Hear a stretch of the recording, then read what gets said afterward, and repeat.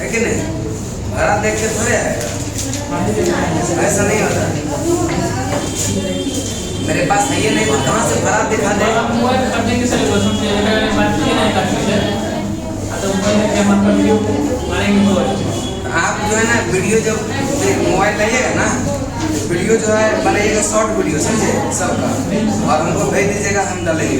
ठीक है सब कल के टाइम में बात ये नहीं करते इसका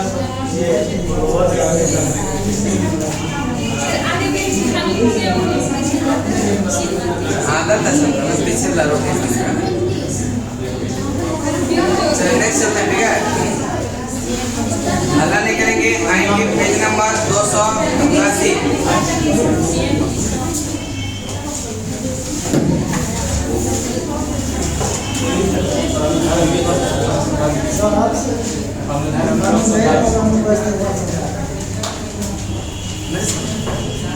समझा देंगे फिर किसी दिन, पहले आज जो है ना उसको कंप्लीट कर देंगे, ठीक है? फिर समझा देंगे एक दिन किसी और, ठीक है? इस बार अगर रिजल्ट आ जाएगा गर्ल्स में से कोई समय भी बताएंगे। इस बार बीबीएससी का रिजल्ट देखिए, रिजल्ट 15 को कम से कम आएगा, एकदम कौन कंफर्म, ठीक है? 10-15 को एकदम आएगा। तो पिछले बार 7 को हो गया था, इस बार कैसे नहीं? गर्ल्स और बॉयज दोनों को, उन लोगों को भी आएगा, फिर भी सभी लोगों को बुलाया जाएगा अपने वही पर बुलाएंगे, कैमरा के सामने रहेगा, कुछ बोलना है ये ना, कुछ बात करेंगे ना। चल सकते हैं सुपर कंडक्टिविटी, ठीक है? सुपर रात वाला थंबनेल वाला ठीक था ना, तुमने जो भेजे थे ठीक था, अच्छा लगा, मतलब लग रहा था कि मतलब आप उसी को अपलोड करेंगे सब, ठीक है? सब में नए से टारगेट बनाना। अब आज जाके ना फिर वो थंबनेल बढ़िया नहीं बनाएंगे, लुसेंट का ये फाउंडेशन चलता है ना इसका, तब होगा, समझे ना? थंबनेल थोड़ा अट्रैक्टिव होना चाहिए। ठीक है, हम भी बनाएंगे सर, कर लेंगे, बनाएंगे। आप तो मेरा क्वेश्चन वो टाइपिंग करिए रहे, कैब को देवे कि एक पेज दिए तो कर के दे दिए, वैसे नहीं होता है टाइपिंग ना, जैसे आपकी उसका साइड सिलेक्ट करना होता है जी, समझे?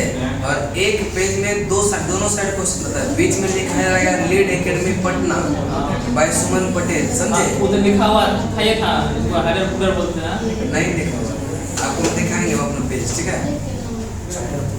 चलिए चलते हैं, करेक्ट सुपर कैसे steam engine James bond, steam engine steam engine steam engine steam engine और स्टीम इंजन पिस्टन वाला यह धाम न्यूकोमेन, ठीक है? कौन?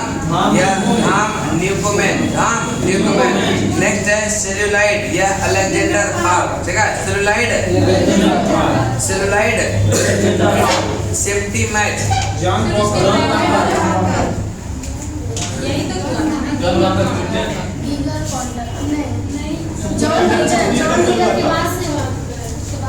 सेफ्टी पिन, स्कॉच टेप, ये सब तो हो गया था, एक तो है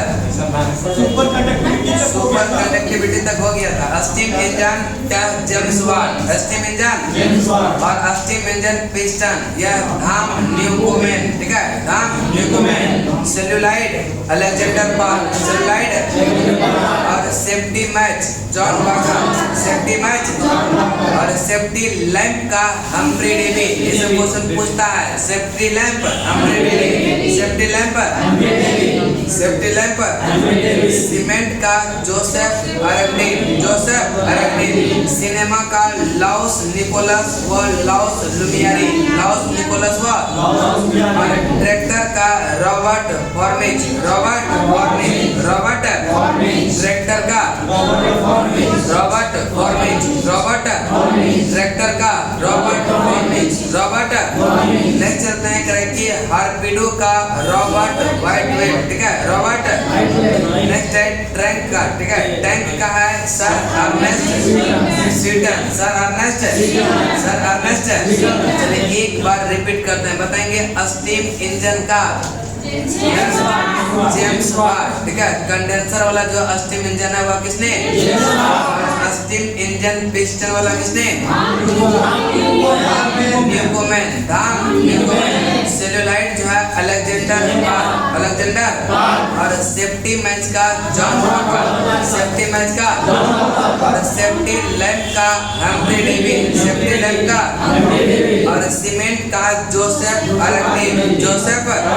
सिनेमा का लाउस निकोलस और लाउस लुमियरी। ट्रैक्टर का रॉबर्ट बॉर्निच, रॉबर्ट। यह ट्रैक्टर का टर्पीडो का रॉबर्ट वाइट, यह हिट। नेक्स्ट है यह टैंक का किसने? अर्नेस्ट।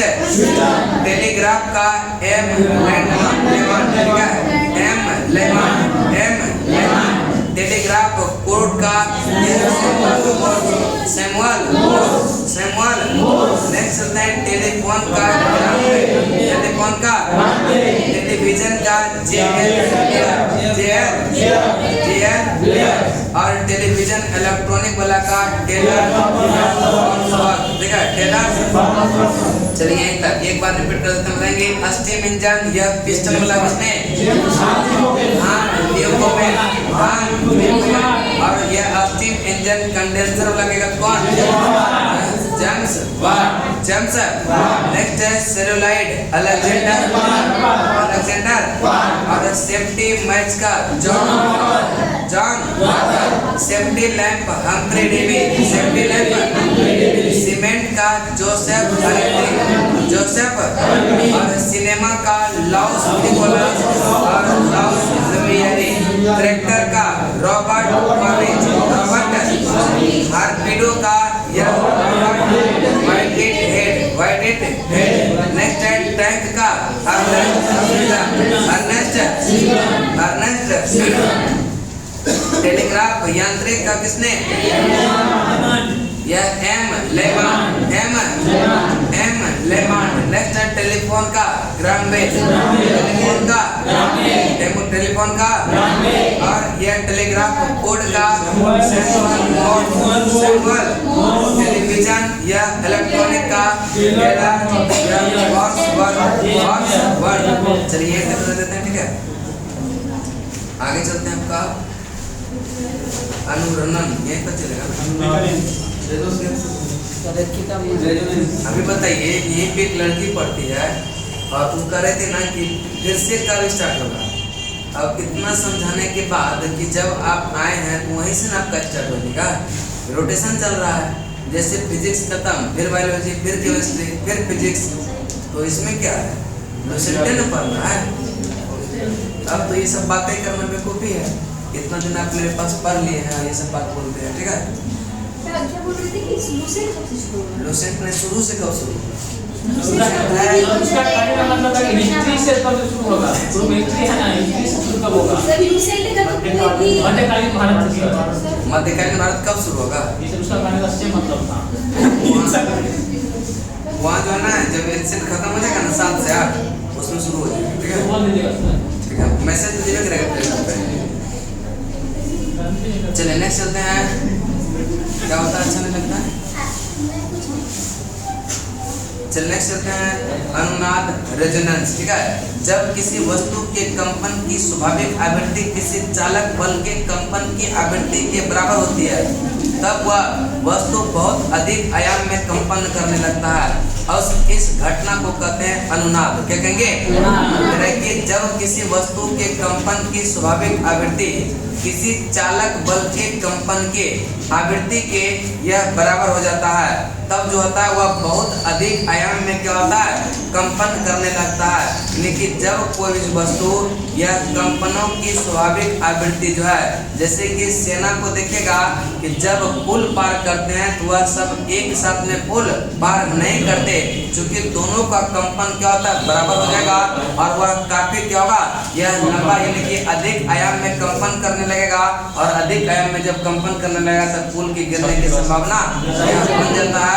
इससे जैसे सेना जो है यह क्या होता है, एक साथ एक दल के साथ जो है यह पार नहीं करता। नेक्स्ट चलते हैं तरह की ध्वनि का व्यतिकरण।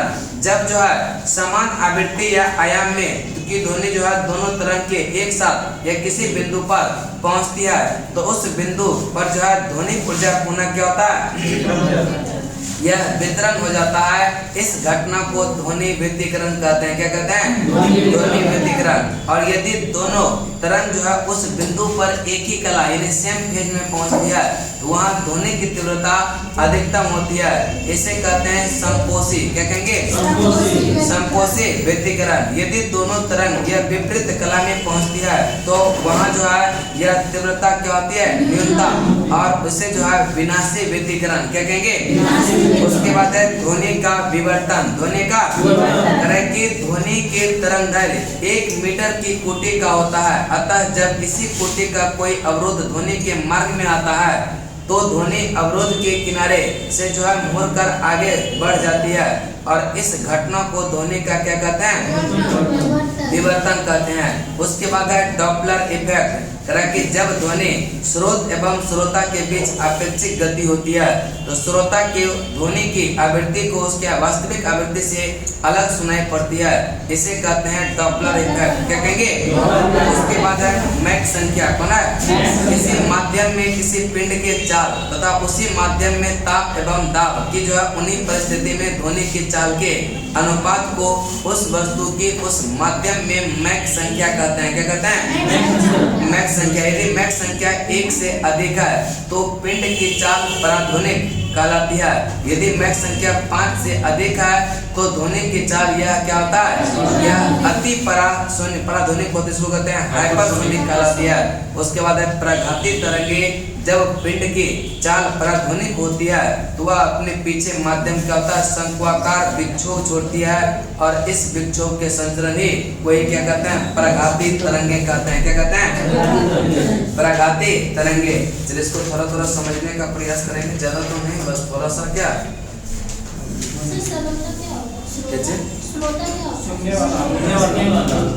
श्रोता में आपको पता नहीं है? श्रोता का मतलब आप हम बोल रहे हैं मतलब श्रोता का मतलब सुनने वाला।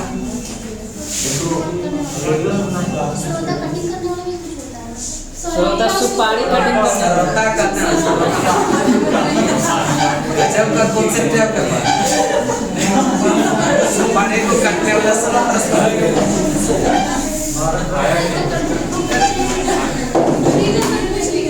इतना कंफ्यूजन होगा पढ़ते रहमान सर के पास, रहमान श्रोता ने समझ बता के इसके पहले जब हम मशीन पढ़ा रहे थे, उत्तोलक पढ़ा रहे थे, उसमें बताए थे ना।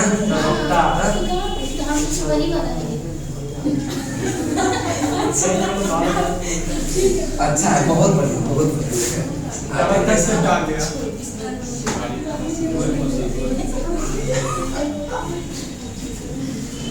इसका रिजल्ट जिस दिन होगा ना बहुत खुशी होगा। नहीं खुशी होगा सर। क्या जी? आप लोग का क्या है ना, ठीक है समझे, ये थोड़ा सा वीक है समझे। वीक का जब मुझे पता है ना थोड़ा सा अच्छा लगता है। क्या बोले ना, एक लड़की ऐसी है उसको पता नहीं, कुछ भी नहीं, जी के कुछ भी नहीं था, लेकिन दरोगा में रिजल्ट दी और वो बबे के चक्कर में फंस गई, मेंस नहीं हो पाया समझे। प्रैक्टिस सेट सब चलाते थे 3 घंटा का, वो चला रहे थे ना। चलिए नेक्स्ट चलते हैं, ठीक है? चलिए नेक्स्ट चलते हैं। कोई दिक्कत नहीं है, ठीक है? किसी का बुराई करेंगे तो बोलने का अधिकार है, क्या दिक्कत? सही है, सही है, ठीक है? सही बात है। और रहमान सर को इतना टाइम है कि मेरा वीडियो देखेंगे। लेकिन एक बार सही बोले सर, वहाँ अगर नहीं जाते ना पहले से आप जब से आए तब से कंटिन्यू आते तो बहुत अच्छा लगता। समझे कि नहीं? बात को समझिए मेरा, है कि नहीं? अभी भी आप कंटिन्यूटी नहीं आते हैं। सर नया यूनिवर्सिटी बन रहा है। क्या कैसे? नया यूनिवर्सिटी खुल रहा है, नया कानडियस रिसर्च सेंटर यूनिवर्सिटी। कौन सी का? कानडियस रिसर्च सेंटर यूनिवर्सिटी। को जाइए पढ़िए, आप एडमिशन खोल रहे हैं। मतलब खोल रहे हैं। चलिए अनुनाद, ठीक है? आगे चलते हैं, ठीक है। कह रहा है कि जब किसी वस्तु के कंपन की स्वाभाविक आवृत्ति किसी चालक बल के कंपन की आवृत्ति के बराबर हो जाता है, यानी कि पहले जो कंपन का आवृत्ति था और उस पर जो यह कंपन करने दोनों का आवृत्ति जब मिलेगा तो एम्पलीट्यूड क्या होगा, लंबा लंबा होगा। इसका मतलब वह और जल्दी जल्दी क्या करेगा, कंपन करने लगेगा। जब कंपन जल्दी जल्दी होगा, यह अनुनाद की उस स्थिति में क्या होता है, ऊर्जा का स्थानांतरण अधिकतम होने लगता है। ऊर्जा का स्थानांतरण क्या होता है, अधिकतम होने लगता है, जबकि कंपन का आयाम अनुनादी आवृत्ति से पहले क्या होता है, अधिकतम। और जब ये कंडीशन होगा, यह पुल का टूटने की संभावना क्या होता है, यह बन जाता है। इसलिए कहा जाता है कि सेना का पुल पार करना। कमरे में जो देखते हैं, जैसे एक प्लेट लीजिए कमरे में, ठीक है, जहाँ खाना बनाते हैं और उसको गिरा दीजिए, देखिए कितना जोर से मतलब झंझनाने लगता है ना, तो वह क्या होता है, उसका जो झंझनाहट होता है वहां पर भी क्या होता है, अनुनाद ही काम करता है, ठीक है। अनुनाद कौन सा, अनुनाद, ठीक है। याद रखिएगा कि कमरे में जो है कंपन, यह प्लेट जो है, कप प्लेट जो गिरता है, यह उसका खनखना, यह किसका उदाहरण है, यह अनुनाद का है। किसका, अनुनाद का। उसके बाद है ध्वनि का व्यतिकरण। कि जब समान आवृत्ति या आयाम की दो ध्वनि एक बिंदु किसी बिंदु पर पहुंचती है, तो उस बिंदु पर ध्वनि या ऊर्जा पुनः क्या होता है, वितरण होता है। और इसी घटना को कहते हैं ध्वनि का व्यतिकरण, ठीक है, ध्वनि का। करे कि जब समान आवृत्ति की या आयाम की ध्वनि, यानी कि समान आवृत्ति की ध्वनि है, दो ध्वनि जा रहा है और जो है कहीं एक बिंदु पर क्या हो रहा है, यह मिल रहा है, ठीक है। यह दोनों एक बिंदु पर क्या हो रहा है, मिल रहा है, तो इसी घटना को क्या कहते हैं, या ध्वनि का व्यतिकरण। अगर जो है समान आवृत्ति और समान आयाम, समान आवृत्ति समान आयाम की दो ध्वनि अगर जो है किसी एक साथ किसी बिंदु पर पहुंचती है, तो उस बिंदु पर ध्वनि का ऊर्जा क्या होता है, पुनः वितरण होने लगता है। और कारण कि इस घटना को ये क्या कहते हैं, ध्वनि का वितरण। क्या कहेंगे, ध्वनि का व्यतिकरण। यदि दोनों तरंगे जो है उस बिंदु पर एक ही कला में यह पहुंचती है, तो ध्वनि की जो है तीव्रता अधिकतम हो जाएगी और क्या होता है, संपोषी व्यतिकरण कहलाता है। क्या कहलाता है, संपोषी। अगर कराएं कि सेम फेज में पहुंचता है, सेम कला, यानी जिधर से डायरेक्शन ये जा रहा है उधर से ही दूसरा डायरेक्शन को क्या करेगा, यह बढ़ाएगा, तो और वह क्या होगा, तेज हो जाएगा। लेकिन अगर विपरीत फेज में मिलेगा, अगर सेम ध्वनि इधर से जा रहा है और सेम ध्वनि इधर से भी आ रहा है, अगर दोनों जिस बिंदु पर कट करेगा, घटना तो कहलाएगा क्या, ध्वनि का व्यतिकरण। क्या कहलाएगा, ध्वनि का व्यतिकरण। लेकिन यह विपरीत में मिल रहा है, इसका मतलब दोनों का तीव्रता जो होगा, जब टकराएगा तो न्यूनतम होगा कि नहीं। अगर सेम फेज, अगर इसमें उधर से आएगा इधर से आएगा तो नहीं टकराएगा, तो न्यूनतम हो जाएगा ना। कहाँ से ज्यादा होगा, दोनों टकरा जाएगा तो क्या होगा, कम हो जाएगा। वह कह रहा है कि दोनों तरंग विपरीत कला में पहुंचती है, वहां पर तीव्रता क्या होती है, न्यूनतम, और उसको कहते हैं विनाशी व्यतिकरण। क्या कहेंगे। उसके बाद है ध्वनि का विवर्तन। ध्वनि का कि ध्वनि के यह तरंगदैर्घ्य 1 मीटर की कोटि का यह ध्वनि, अतः यह जब इसी कोटि की कोई अवरोध ध्वनि के मार्ग में आता है, यह ध्वनि अवरोध के किनारे से मुड़कर आगे की बढ़ने की घटना को कहते हैं ध्वनि का विवर्तन। जैसे कि मान लीजिए यहाँ पर कोई जो है दीवार है, ठीक है, आप यहाँ से जो है बोल रहे हैं, ठीक है, साउंड निकाल रहे हैं, और इधर जो है कोई आपका दोस्त बैठा हुआ है, ठीक है, दूसरे कमरे में, तो क्या होता है कि माध्यम डायरेक्ट तो नहीं जा रहा है, लेकिन क्या हो रहा है, ध्वनि यह पार करके तो जा रहा है ना इसके पास। बोलते हैं ना, अपने रूम से चिल्लाते हैं कि यहाँ चीनी खत्म हो गया है, तो दूसरा पार्टनर लेके आती है ना, तो क्या होगा यहाँ पर, यस में ना, तो जो अवरोध आ गया बीच में, तो अवरोध के साइड से मुड़कर भी दोस्त के पास ध्वनि को पहुंचा देना, यही कहलाता है ध्वनि का विवर्तन। क्या कहलाता है। और उसके बाद है मैक संख्या। किसी माध्यम में ध्वनि के पिंड की चाल तथा उसी माध्यम में ताप के या उसके जो है वस्तु के माध्यम में मैक संख्या कहते हैं। क्या कहते हैं, यानी कि मैक नंबर को ऑब्जेक्ट का स्पीड बटे स्पीड ऑफ साउंड, ठीक है, स्पीड ऑफ साउंड, इसी को क्या कहते हैं, मैक संख्या। क्या कहेंगे, यानी कि दोनों के रेशियो को ही क्या कहते हैं, मैक संख्या। ऑब्जेक्ट का स्पीड बटे क्या, स्पीड ऑफ साउंड, ठीक है, ऑब्जेक्ट का स्पीड, ठीक है, ऑब्जेक्ट का स्पीड बटे क्या हो जाएगा, स्पीड ऑफ साउंड, ठीक है। स्पीड ऑफ साउंड, ठीक है। दोनों के रेशियो को क्या कहते हैं? मैक संख्या। क्या कहेंगे? मैक संख्या। अब कह रहा है कि मैक संख्या अगर 1 से कम है, लिख लीजिएगा, ठीक है। यदि मैक संख्या 1 से कम है, यह होगा वस्तु का चाल, यह सबसोनिक होगा। क्या होगा? सबसोनिक। अगर 1 से कम है तब, ठीक है, 1 से कम होगा तो क्या होगा? सबसोनिक। क्या होता है? ये देखिए क्वेश्चन पूछता है, अगर 1 से कम होगा तो क्या होगा? यह सबसोनिक। क्या होगा? सबसोनिक होता है, ठीक है। अगर मैक संख्या 1 से कम होगा तो क्या होगा? सबसोनिक। और मैक संख्या 1 के बराबर है, इसको कहते हैं ट्रांसोनिक। क्या कहेंगे? अगर 1 के बराबर है तो क्या कहेंगे? ट्रांसोनिक। ट्रांसोनिक, ठीक है, यह ट्रांसोनिक कहेंगे। और 1 से बड़ा है तो इसको कहते हैं सुपरसोनिक। क्या कहेंगे? यह सुपरसोनिक, ठीक है। अगर 1 से क्या है? यह लगता है कि उल्टा सही है, ये सब ठीक है, ठीक है मैक्स और ये हो जाएगा बराबर, और इसके बाद ये वाला हो जाएगा, तब क्या हो जाएगा? 5 से अधिक होगा हाइपरसोनिक। सुपरसोनिक। उसके बाद एक आता है 5 से अधिक। अगर 5 से अधिक हो जाएगा तो क्या हो जाएगा? हाइपरसोनिक, ठीक है। ग्रेटर देन 5 से क्या हो जाएगा? हाइपरसोनिक। यह हाइपरसोनिक, ठीक है। याद रखिएगा कि अगर जो है मैक संख्या 1 से कम होगा तो क्या है? सबसोनिक। 1 के बराबर है तो ट्रांसोनिक, और 1 से अधिक है तो सुपरसोनिक, और 5 से अधिक है तो क्या होगा? यह हाइपरसोनिक। क्या होता है? हाइपरसोनिक। उसके बाद है प्रघाती तरंग। कौन सा? कि जब किसी पिंड, ठीक है, जब जो है किसी पिंड के यह चाल पराध्वनिक हो जाती है, यानी कि पराध्वनिक हो जाती है, तो अपने पीछे माध्यम में क्या होता है? शंक्वाचार, यह बिछोह छोड़ती है, और इस बिछोह के यह संचरण से ये क्या होता है? प्रघाती तरंग होती है।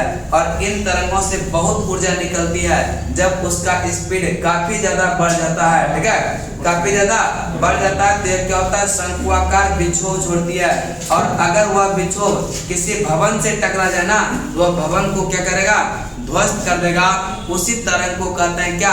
यह प्रघाती तरंग। क्या कहेंगे? प्रघाती तरंग, ठीक है। क्या कहेंगे? प्रघाती तरंग। उसके बाद है डॉपलर इफेक्ट। डॉपलर इफेक्ट देखिए कह रहा है कि स्रोत और श्रोता के बीच अपेक्षिक गति, तो श्रोता के यह ध्वनि की आवृत्ति इसके जो है वास्तविक आवृत्ति से क्या होती है? अलग सुनाई देती है। इसी को क्या कहते हैं? Doppler effect. देखिए डॉपलर इफेक्ट किसको कहते हैं? जैसे जो है आप ट्रेन के प्लेटफॉर्म पे कभी गए ही होंगे ट्रेन पकड़ने के लिए, है ना?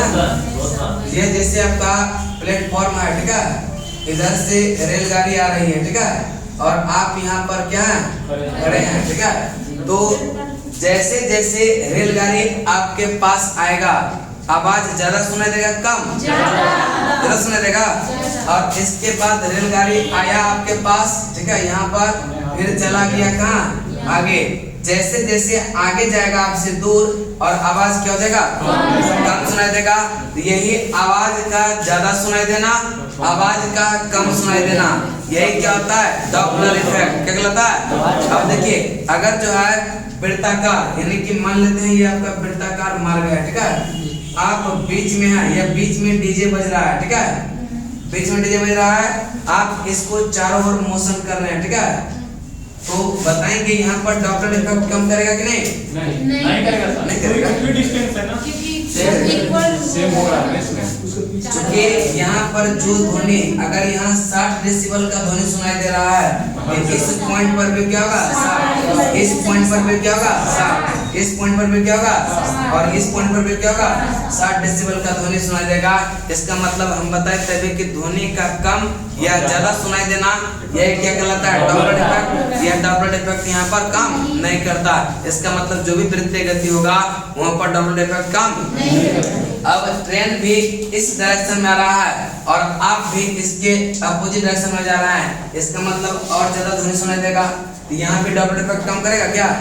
यहाँ भी काम करेगा, करेगा कि नहीं? और अगर जो है ट्रेन इधर गया और आप जाते रहे इधर, तो क्या होगा? ध्वनि धीरे धीरे कम सुनाई देगा, धीरे धीरे सुनाई ही नहीं देगा। इसको क्या कहते हैं? Doppler effect. क्या कहेंगे? Doppler effect. उसके बाद आपका आता है उष्मा। कौन सा? उष्मा। चलिए करे कि हिट निकालेंगे अगला। नहीं क्वेश्चन करवाना है, नहीं क्वेश्चन भेजे नहीं है, नहीं चलिए करवा दें, भेज देंगे। भेज के करवा दीजिए वीडियो नहीं सर, करवा के लीजिए। स्टॉप कर लीजिए। कुछ और करवा दें, यही उतना ही चालू उसमें ही चालू कर देते हैं, ठीक है। कल आएंगे ना तो पहले बोलिएगा कि उसको करवा देंगे, ठीक है। 2-3 पेज है, थोड़ा सा समय भी लगेगा, इतना समय में हो भी नहीं पाएगा, ठीक है। चलिए उष्मा करते हैं, ठीक है। हीट करेंगे, निकालेंगे उष्मा, ठीक है। हीट करेंगे उष्मा, और आपका जो कॉन्सेप्ट है ना किधर गया, आप कल क्लियर कर देंगे, ठीक है। आप चल नेक्स्ट है करेंगे हीट, करेंगे वह ऊर्जा। जानते हैं आप ना थोड़ा सा सीरियस होइएगा ना, आपका किस बार नौकरी लग जाएगा, ठीक है। दौर आपका बढ़िया है ना, तो थोड़ा सा सीरियस रहिएगा, हो जाएगा। तो आप पढ़ते हैं क्या, मतलब क्या बोलते हैं, पॉलिटिक्स पढ़ के चल जाते हैं घरे, क्या करते हैं जाके? सर वो मैथ रहता है, हैं? मैथ रहता है। लोग बाद में मैथ पढ़ाता है, ऐसा बोल रहा है। मैथ पार्टनर से तो कभी उसको रातों में जगह पढ़ लीजिए। नहीं सर, क्लास जाना पड़ता है ना, वो मतलब बायोलॉजी अच्छा नहीं लगता पढ़ने में, इसीलिए। न वो नहीं कर रहे हैं, यहाँ पे शाम की बात कर रहे हैं। तो फिजिक्स मतलब तो पढ़ के चल जाते हैं, मतलब कुछ भी फिजिक्स भी सर अच्छा नहीं लगता है। फिजिक्स पे अच्छा नहीं लगता है, तो नौकरी होगा। फिजिक्स को अच्छा नहीं लगता है, बायोलॉजी को अच्छा नहीं लगता है, हाँ सर। पढ़ लेते हैं पहले, पॉलिटिक्स के बाद फिजिक्स पढ़ेंगे। आप जानते हैं यहाँ पे अगर बढ़िया नहीं लगेगा पढ़ने में, वो कहीं नहीं लगेगा, बस ना। चलिए नेक्स्ट चलते हैं, थोड़ा सा ध्यान बैठिएगा तब ना, मैं फिजिक्स बताने समझ में नहीं आ रहा है, तो आ रहा है तो फिर कहने मतलब का एक दिन में कोई दिन टॉपिक वैसा आ जाएगा, कुछ बताने वाला है नहीं, कहाँ से बताएंगे हम? स्टार्टिंग में विविध होता है, वो किसी को अच्छा अभी एक बार पहले वो सुनिए तो सही। वही ना, एक बार सुनिए तो, लेकिन वो करेंगे नहीं, बस भागेंगे, ठीक है। चलिए बताएंगे, एक बार नौकरी हो जाएगा फिर हमको पैसा देना ही है, नहीं ना? मिल जाएंगे सर।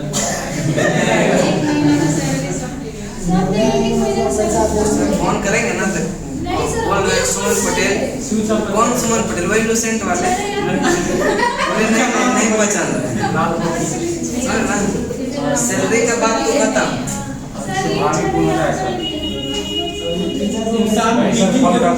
चल नेक्स्ट हो सकता है, मतलब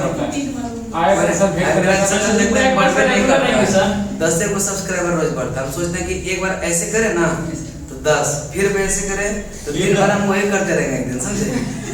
लेकिन ऐसा होता नहीं है, टाइम लेता है। कल से बनाएंगे सर, लेंगे सर। एक्स्ट्रा करते नहीं है, एक्स्ट्रा नहीं करेंगे। एक्स्ट्रा करने के लिए थोड़ा सा वक्त चाहिए उसमें। चलिए देख लेते हैं, ठीक है। देख लेते हैं कब एक्स्ट्रा होता है मेरे से, ठीक है। चलिए नेक्स्ट है उष्मा, ठीक है। आप तो जो कहते हैं लेकिन आपको वक्त ही नहीं है, आप भी क्या करें, वक्त चाहिए उसके लिए थोड़ा सा एक्स्ट्रा। आप खाली बोलिए ना, वो क्या कर रहे हैं, घंटा ठीक है। थोड़ा सा सोना और कम कर देंगे, लेकिन करेंगे, ठीक है। आप बोलिए तो खाली बस मेरा 1 लाख सब्सक्राइबर पूरा जाना चाहिए, ठीक है।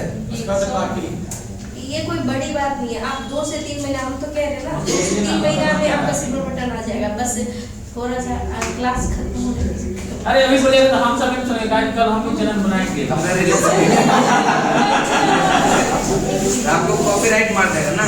चलिए आगे चलते हैं, करें कि उष्मा, करें कि वह ऊर्जा जो एक वस्तु से दूसरी वस्तु में केवल तापांतर के कारण जो है स्थानांतरित होता है, उस वस्तु को यह वस्तु में जो है निहित उष्मा उस वस्तु के द्रव्यमान पर निर्भर करती है। और यदि यह W बराबर W उष्मा है, Q में बदलता है, तो करें कि यदि कार्य W या उष्मा Q में बदलता है तो W/Q बराबर होता है J, क्या होता है? और J एक नियतांक है जिसे उष्मा का यांत्रिक तुल्यांक कहते हैं। J का मान जो होता है 4.16, कितना होता है? 4.16 यह जूल, ठीक है। 4.16 जूल प्रति कैलोरी। और होता है इसका जो है तात्पर्य यह हुआ कि यदि 4.186 जूल का यांत्रिक कार्य किया जाए तो उष्मा यह क्या होता है? उष्मा की मात्रा 1 कैलोरी होगी। कितना होगा? 1 कैलोरी। उसके बाद है उष्मा का मात्रा, यूनिट ऑफ क्या? यूनिट ऑफ क्या? यह हीट, ठीक है। यूनिट ऑफ हीट, ठीक है। Unit of heat. तो पहले यहाँ से समझ लेते हैं थोड़ा सा, ठीक है। करे कि उष्मा, ठीक है, उष्मा जो एक वस्तु से दूसरी वस्तु में केवल तापांतर के कारण क्या होता है, स्थानांतरित होता है। जैसे कि अगर एक बॉडी का टेम्परेचर जो है, अगर मान लीजिए कि 100 डिग्री सेल्सियस है और इसके पास में अगर कोई बॉडी रखते हैं 10 डिग्री सेल्सियस, तो क्या होगा कि जिधर हार्ट, ठीक है, हाई टेम्परेचर रहेगा वो क्या होगा, लो की तरफ जाएगा। तो उष्मा का स्थानांतरण जो होता है यह क्या होगा, इधर से होगा। और एक कंडीशन ऐसा आ जाएगा कि क्या होगा, दोनों में बराबर हो जाएगा। यह उष्मा का जो स्थानांतरण हुआ, ठीक है, उष्मा का जो स्थानांतरण हुआ उसी को क्या कहते हैं, यह उष्मा क्या कहेंगे। इसमें ताप के अंतर के कारण ही ना उष्मा बदल रहा है, जो कि यह कम गर्म वस्तु है, यह ज्यादा गर्म वस्तु है।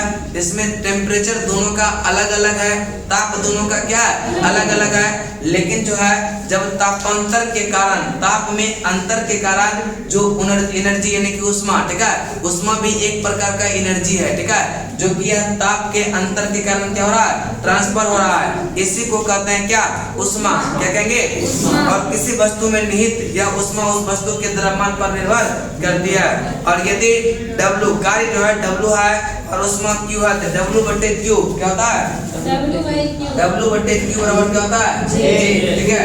W का मतलब होता है कार्य, कार्य का मतलब क्या, जूल, ठीक है, कार्य का मतलब जूल। और Q का मतलब होता है क्या, उष्मा, यह जूल प्रति, उष्मा का मतलब क्या होता है, कैलोरी। यह अगर पूछे कि J का मात्रक क्या होता है, यह क्या होगा, जूल प्रति कैलोरी, जूल प्रति कैलोरी होगा, जूल प्रति कैलोरी, ठीक है, जूल प्रति कैलोरी होगा। करें कि यह J का जो मान होता है ना, यह एक यांत्रिक तुल्यांक है, ठीक है, यह कांस्टेंट है जो कि बदलता नहीं है।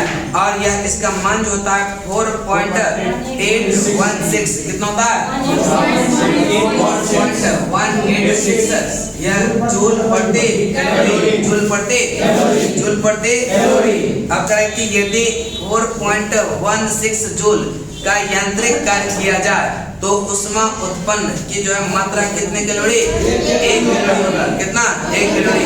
करें कि यदि 4.186 जूल का यांत्रिक कार्य किया जाए, अगर इतना का कार्य किया जाए तो करें कि कितना कैलोरी उष्मा यह मात्रा निकलेगी, यह 1 कैलोरी, कितना, यानी कि अगर 4.186 जूल का कार्य किया जाए उसमें उष्मा का आवश्यकता कितना होगा, यह 1 कैलोरी, कितना, 1 कैलोरी। उसके बाद है उष्मा का यह मात्रक, यूनिट्स ऑफ हीट, ठीक है। करें कि उष्मा का ऐसा ही मात्रक जूल होता है, क्या होता है, उष्मा का ऐसा मात्रक। और इसके लिए निम्न मात्रक के जो है प्रयोग किया गया, पहला है कैलोरी। करें कि 1 ग्राम जल का ताप 100 डिग्री या बढ़ाने से यह आवश्यक उष्मा की मात्रा को क्या कहते हैं, कैलोरी। उसके बाद है अंतर्राष्ट्रीय कैलोरी। 1 ग्राम शुद्ध जल का ताप 14.5 डिग्री सेल्सियस से 15.5 डिग्री सेल्सियस तक बढ़ाने के लिए आवश्यक उष्मा की मात्रा को क्या कहते हैं, अंतर्राष्ट्रीय कैलोरी। उसके बाद है British thermal unit, BTHU। 1 pound जल का 1 डिग्री फ़ारेनहाइट ताप बढ़ाने के लिए आवश्यक उष्मा की मात्रा को 1 BTHU कहते हैं। उसके बाद है टेम्परेचर। तो पहले देख लेते हैं उष्मा का जो मात्रक है, तो पहला कौन सा है, करें कि उष्मा का जो SI मात्रक होता है वह क्या होता है, जूल, क्या होता है, जूल। उष्मा का ऐसा मात्रक जूल। करें कि 1 ग्राम जल का, ठीक है, 1 ग्राम जल का अगर 1 डिग्री जो है सेल्सियस बढ़ाने के लिए जितना उष्मा की आवश्यकता होती है उसको कहते हैं 1 कैलोरी, क्या कहेंगे। देखिए जैसे कि मान लीजिए कोई जो है यह डब्बा में रखा हुआ है, कोई द्रव रखा हुआ है, ठीक है, इसमें मान लीजिए कोई द्रव रखा हुआ है और इसका टेम्परेचर कुछ भी मान लीजिए कि कितना है, यह 10 डिग्री सेल्सियस है। और करें कि इसको यानी कि 10 डिग्री से जो है 11 डिग्री करने के लिए, ठीक है, 10 डिग्री से 11 डिग्री करने के लिए कुछ ना कुछ क्या उष्मा की आवश्यकता होगा ना, कुछ ना कुछ क्या होगा, उष्मा की आवश्यकता होगा। तो अगर जो है 1 डिग्री सेल्सियस बढ़ाने के लिए जो भी उष्मा की आवश्यकता होती है उसी को क्या कहते हैं, 1 कैलोरी कहेंगे, क्या कहेंगे, यानी कि 1 ग्राम जल का, ठीक है, 1 ग्राम जल का टेम्परेचर अगर 1 डिग्री सेल्सियस, मान लीजिए कि यह 1 ग्राम जल है, ठीक है, 1 ग्राम जल का जो टेम्परेचर है वह कितना है 10 डिग्री सेल्सियस है कि नहीं।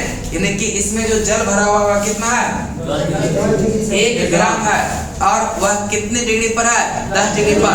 तो 1 ग्राम जल को 1 डिग्री सेल्सियस यह बढ़ाने के लिए 1 डिग्री सेल्सियस बढ़ाने के लिए जो आवश्यक उष्मा कुछ न कुछ उष्मा का तो आवश्यकता पड़ेगा ना, उसी को कहते हैं 1 कैलोरी। क्या कहेंगे 1 कैलोरी। बात समझ में कि नहीं। उसके बाद है 1 ग्राम शुद्ध जल का। अब अंतरराष्ट्रीय कैलोरी की बात कर रहा है तो ग्राम वही रहेगा, ये मात्रा क्या है 1 ग्राम। तो 1 ग्राम जल का टेम्परेचर क्रैकी 14.5 से 15.5, यानी कि इसमें भी क्या है 1 ग्राम जल ही है, 1 ग्राम ही जल है, ठीक है। और इसका टेम्परेचर है 14.5 डिग्री और इसका करने के लिए कितना 15.5 डिग्री, यानी कि 1 ग्राम अंतरराष्ट्रीय कैलोरी की बात कर रहे हैं। इसमें कोई टेम्परेचर फिक्स नहीं है, सिर्फ कैलोरी वाला में कोई टेम्परेचर फिक्स नहीं है। और करें कि अंतरराष्ट्रीय कैलोरी की जब बात करते हैं तो उसमें 1 ग्राम जल का अगर 14.5 डिग्री सेल्सियस से लेकर या 15.5 डिग्री बदलने में जो आवश्यक उष्मा की आवश्यकता होती है उसी को कहते हैं अंतरराष्ट्रीय कैलोरी। क्या कहेंगे अंतरराष्ट्रीय कैलोरी। लेकिन सिर्फ कैलोरी में कोई भी मान सिर्फ उसको 1 डिग्री बढ़ाने के लिए, लेकिन यहाँ पर 1 ग्राम जल को 14.5 से 15.5 करने के लिए जो भी आवश्यक उष्मा की आवश्यकता होती है उसको क्या कहते हैं यह अंतरराष्ट्रीय कैलोरी। क्या कहेंगे अंतरराष्ट्रीय। चलिए समझ में कि नहीं। चलिए टोटल है कि मतलब एक ही है वो क्या चीज़? 15.5 टोटल है कि मतलब एक रहेगा कि नहीं समझ में आ रहा कैसे। टोटल बता रहा है नहीं एक ही है वो, एक ही डिग्री बता रहा है।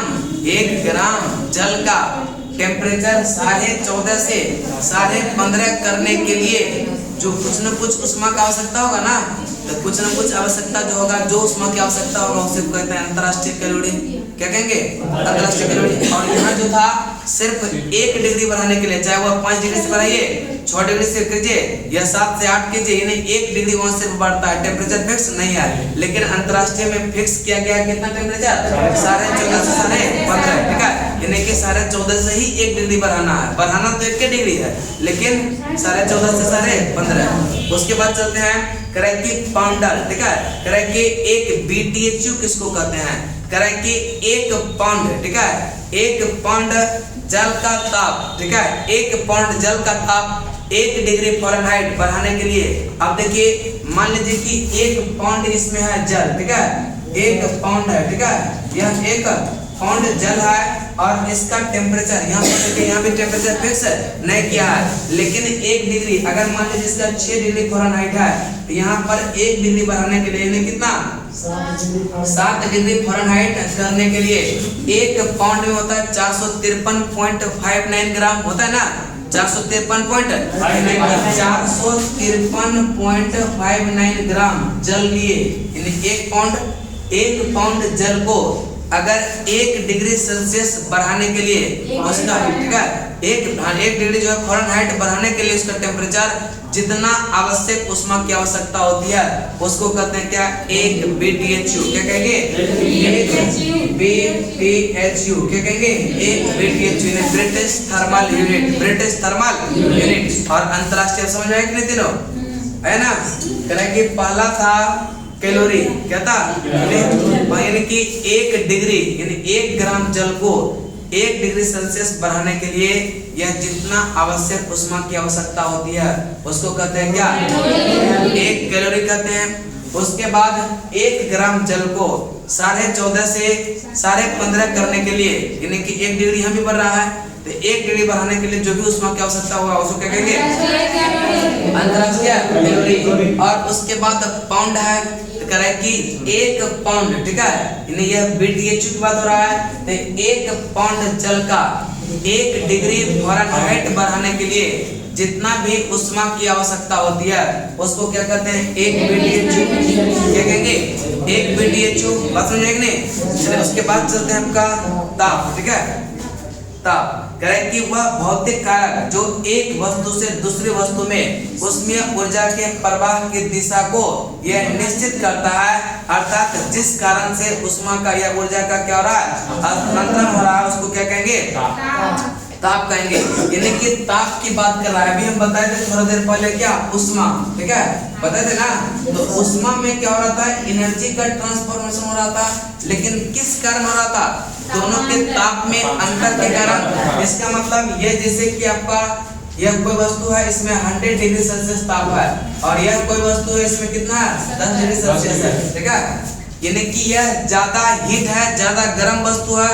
अब टेम्परेचर इसके डायरेक्शन को, यानी कि उष्मा जो जाएगा यह हाई से लो की तरफ जाएगा, जाएगा कि नहीं, या हाई से क्या होगा, लो की तरफ जाएगा।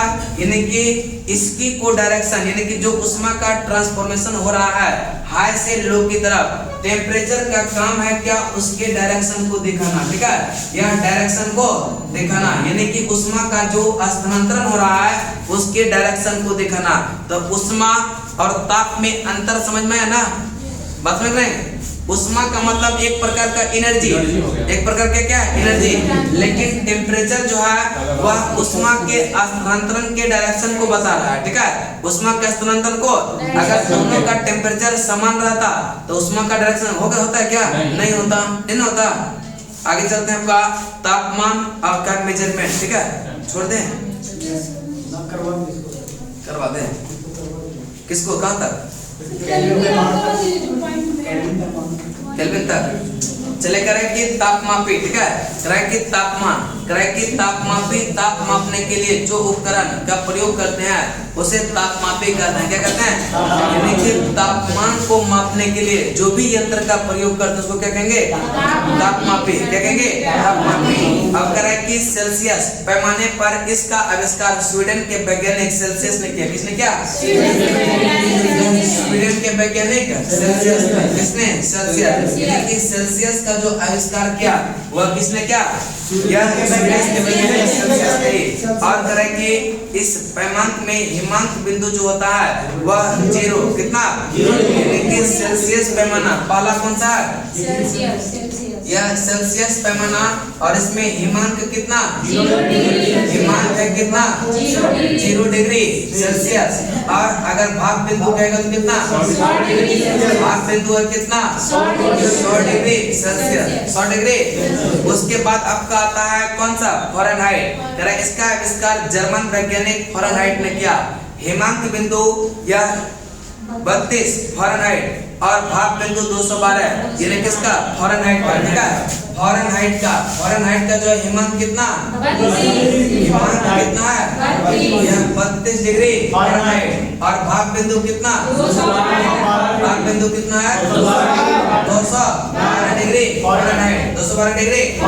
उसके बाद बात करते हैं आपका यह रोमर पैमाना का, किसका, इसका हिमांक बिंदु 0 डिग्री रोमर और भाप बिंदु 80, यानी कि रोमर पैमाना जो है, ठीक है, रोमर पैमाना का भाप बिंदु की हिमांक कितना है, हिमांक है 0 डिग्री रोमर, और भाप बिंदु कितना, 80 डिग्री रोमर, 80 डिग्री। उसके बाद लास्ट में आता है केल्विन पैमाना, कौन सा, इसका हिमांक बिंदु है 273 और भाप बिंदु है 300, यानी कि केल्विन का, किसका, यह केल्विन का जो है यह हिमांक कितना, हिमांक है 273 और यह भाप बिंदु कितना, 373, ठीक है। यानी कि यहाँ से पता चला यह सेल्सियस जो है जमना स्टार्ट हो जाता है कितना पर, और इसका भाप बिंदु कितना। और बात करते हैं फ़ारेनहाइट का, तो 32 डिग्री हिमांक, भाप बिंदु 212 और रोमर का कितना, 0 और भाप कितना, और केल्विन का हिमांक कितना और भाप बिंदु कितना। अब करें कि यह चारों में, यह पैमाना में संबंध क्या है, तो C-0 बटे 100, F-32 बटे 180 और R-0 बटे 80, K-273 बटे 200। अब देखिए किया क्या है, यानी कि आप देखेंगे तरह की सेल्सियस जो है तो यहाँ लिखेंगे C माइनस इसका जो हिमांक बिंदु है कितना 0 बटे ये दोनों के बीच का अंतर कितना है 100 कितना है 100 अब बराबर लिखते हैं कितना माइनस हिमांक बिंदु क्या है 32 बटे क्या है अब इन दोनों का अंतर कितना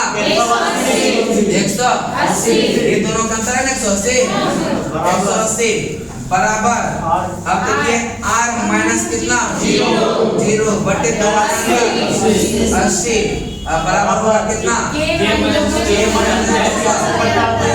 बटे कितना कितना होगा कि नहीं। अब इसको और सॉर्ट करते हैं यहाँ से 0 हटाएंगे यहाँ से 0 हटाएंगे यहाँ से 0 हटाएंगे यहाँ से 0 हटाएंगे कोई दिक्कत है क्या नहीं सर नहीं ना। अब देखिए फिर 2 से सब कट रहा है 5 कट रहा है कि नहीं। इसका मतलब इसको डायरेक्ट लिख सकते हैं C बटे 5 F माइनस 9 और 12 बटे 4 ये माइनस 5 ये वाला अगर जो है किसी का कंडीशन एक का टेम्परेचर दिया है जैसे सेल्सियस का लिखेगा बोलेगा पूरा लाइन में निकालेंगे तो निकल जाएगा कि नहीं निकल जाएगा ना तुरंत निकल जाएगा। कैसे आया बात समझ में आया कि नहीं आया कि नहीं। तो इसको याद कर लेते हैं बताएंगे सेल्सियस का जो हिमांक बिंदु कितना भाप बिंदु फ़ारेनहाइट का ये 32 और 200 नेक्स्ट है रोमन पैमाने में हिमांक कितना और भाप केल्विन पैमाने को जो है खोजा भाप बिंदु कितना बस ऊपर में जो लिखना अगर फॉर्मूला भुला भी गए ना तो सिर्फ ये वाला याद रहेगा ना उसके बाद आपका फॉर्मूला क्या होगा तैयार हो जाएगा होगा कि नहीं। क्योंकि ऊपर में लिखना है हिमांक बिंदु नीचे में दोनों का हिमांक बिंदु और भाप बिंदु का अंतर नीचे में क्या लिखना दोनों का अंतर ऐसा नहीं कि यहाँ देखिएगा C माइनस 0 बटे 100 आगे भी 32 F माइनस 32 बटे 212 नहीं करना है ठीक है। दोनों का अंतर ठीक है दोनों का अंतर जितना है उतना नीचे में लिख देना बात समझ में नहीं। चले आज यहीं तक ठीक है।